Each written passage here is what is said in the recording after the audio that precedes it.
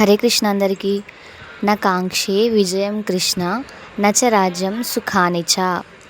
కృష్ణ, నాకు రాజ్యం వద్దు, సుఖాలు వద్దు, విజయాన్ని కోరను అని అంటున్నాడు అర్జునుడు. ఇదొక రకమైన తాత్కాలిక వైరాగ్యం. అసలు ఇంతకాలం నుండి ఆలోచనలు చేసింది ఈ యుద్ధం గురించే. అరణ్యవాస కాలంలో 5 సంవత్సరాల పాటు అస్త్ర సంపాదన కొరకు సోదరులను వదిలి వెళ్ళింది ఈ యుద్ధం గురించే. అయితే యుద్ధంలో విజయం సాధించడానికి కాదా? అసలు ఇప్పుడు కురుక్షేత్ర యుద్ధ భూమిలో ప్రవేశించింది యుద్ధం చేయడానికే కదా. యుద్ధంలో విజయం సాధిస్తే రాజ్యం వస్తుందని, రాజ్యం చేతికొస్తే సుఖాలు భోగాలు వస్తాయనే కదా. మరి ఇప్పుడు ఏమిటి ఈ వైరాగ్యం? ఈ వైరాగ్యం ఆత్మజ్ఞానం వల్ల వచ్చిన నిజమైన వైరాగ్యం కాదు.